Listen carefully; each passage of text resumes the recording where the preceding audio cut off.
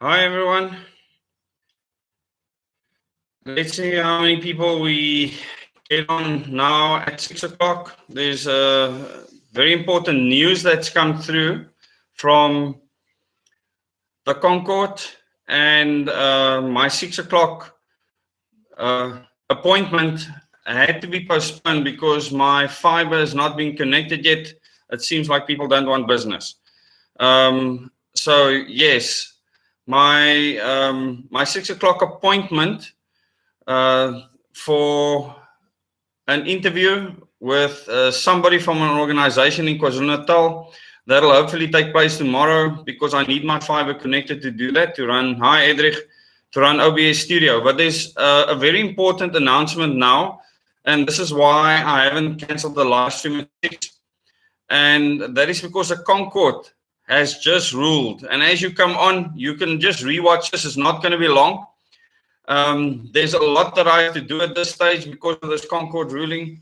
But what has effectively happened is that our constitution has fallen flat on its face. And this is quite a serious thing.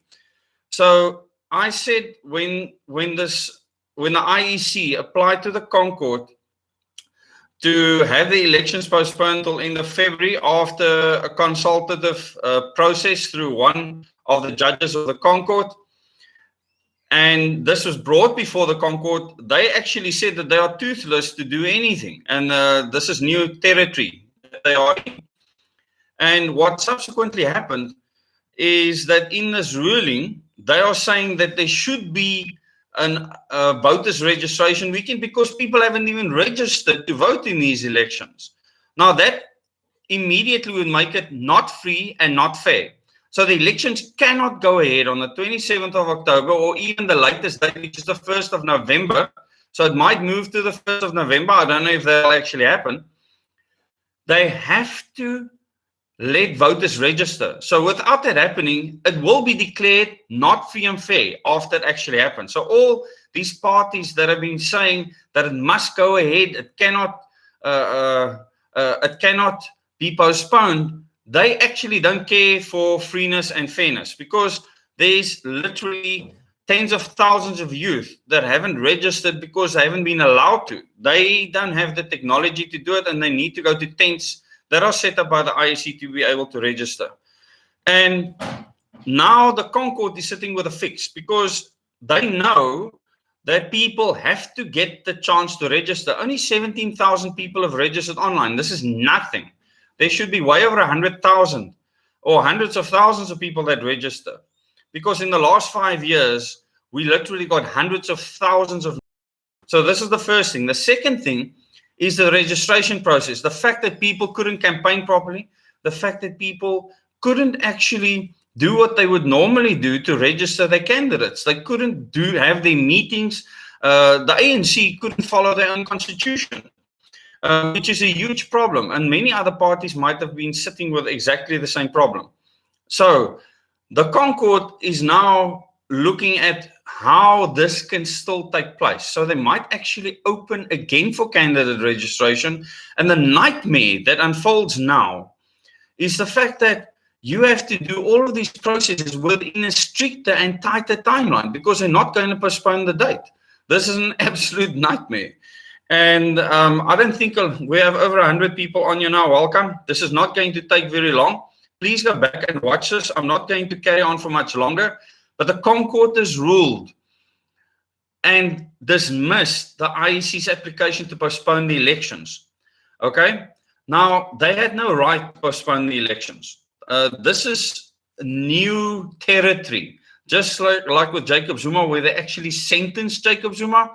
This is not something the Concord would normally do. Now, with Jacob Zuma, they were willing to break all the rules and actually do something that the Concord's not supposed to do. In this case, they're not willing to do that. So they're not willing to postpone the elections. So they're saying the elections must go ahead by latest 1st of November. That's just 4 days after the 27th of October. The other thing that they have said is to make it free and fair. And I can't really see how this will be possible. To make it free and fair, there has to be a registration weekends. Now, how many registration weekends they'll have, I have no idea. Under what circumstances, I have no idea. We've never been in this territory before. So there's hundreds of thousands of people that have not had the opportunity to register to vote in these elections. Now, just based on that, they will be declared not free and fair. End of story. And there will be no way to contest that. That's an obvious matter. Another obvious matter is that political parties have not been able to campaign. Individuals have not been able to campaign. The other problem is the fact that people did not have enough time to go through their own party mandated processes to elect candidates and stabilization. And this is not something we want right now. We don't want the country destabilized. So most people thought that the Concord would use common sense for the best of keeping stability in the country and consider postponing the elections. They have not done so. I don't know how this is going to pan out, because this is basically cutting off your nose to spite your face. So they are trying to still have the elections within the time frame, but they want to cram things into that time frame that no one has attempted before in the history of mankind. So I don't know what will happen on the ground. So this is very unstable times. And I am announcing now that I will be doing a live stream tonight at 10 o'clock to discuss this. So I'm not going to speak to you much longer, but 10 o'clock tonight, I will be doing a live stream on this channel to discuss exactly what happened and the implications of that. We're almost 150 people on here now. So this is very significant, the Concord ruling coming out. It's not a lose-lose or a win-win. It's a win-lose. The country loses, democracy loses, because the only democratic thing we do in this country is to actually vote. There's nothing else that's democratic that anyone can prove to me is democratic in this country, because the party political system is not democratic. Our current governance system as constituted is not democratic. We don't have a democratic constitution. The only democratic thing in there is the word democratic, and it says that it's a multi-party system. So at the moment, this has been highlighted through the Concord ruling, is that our constitution does not cover for eventualities like this, and therefore our constitution is flawed. We've known this all along. There's many other flaws in the constitution, but our constitution does not allow for the Concord to actually deal with the situation that we're stuck with right now. So if these two things are not met, that we don't have voters registration weekends and you have fair time for parties to go through their normal candidate selection processes, the election cannot be declared free and fair. So you can hold the elections on the 1st of November, the last date, and afterwards it will be declared not free and fair. Now, what is going to happen to the country when that happens? And I want to speak to the DA and the EFF and the Freedom Front Plus, everyone that wants the elections to go ahead now.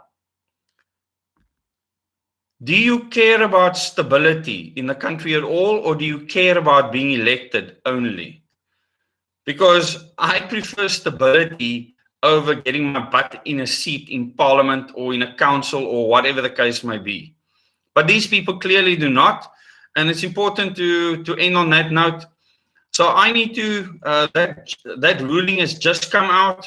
I need to study it further. 10 o'clock tonight, I will be with you, and we will be covering that in detail. Thanks so much for coming on now. I just wanted to give you this brief update, and I will hopefully be doing my live interview. Hopefully, if my fiber is connected tomorrow. This internet connection is already quite dodgy, to say the least, because I'm hotspotting my phone. My fiber is not being connected. Web Africa, please wake up and get the job done. Do you want money or not? So, yes, I'm getting a 100 megabit line connected so that we can have proper live streams. The only problem is I actually have the facility here, the fiber is here, but I don't have the Web Africa actually providing that.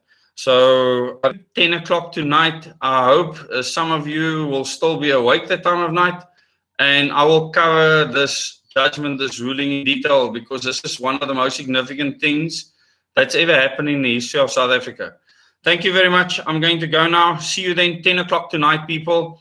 And then I'm going to talk to you about a whole lot of things, not just this. This will be a double of their subscribers live stream. I haven't had one in a while. come prepared, ask me questions.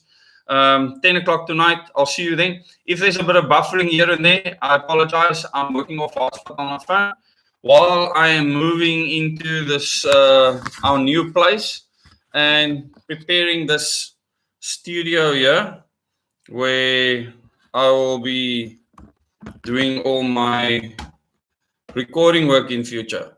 So I'm really happy with the space. I need to put in carpet still. I need to put in draping, but I'm sure you'll see that in future. Okay, so see you at 10 o'clock tonight. Looking forward to that. Now I have to go and do a lot of work. My head is spinning, to be honest. Knowing that there's something terribly wrong with the Constitution is one thing. Seeing the repercussions of that is horrible. It's actually quite frightening. I have to re-evaluate where we're at and all look at now to see how other people feel about this, because this will show you or give you an idea of where this is going. And 10 o'clock tonight, I'll be updating you. See you then. Okay. Bye-bye.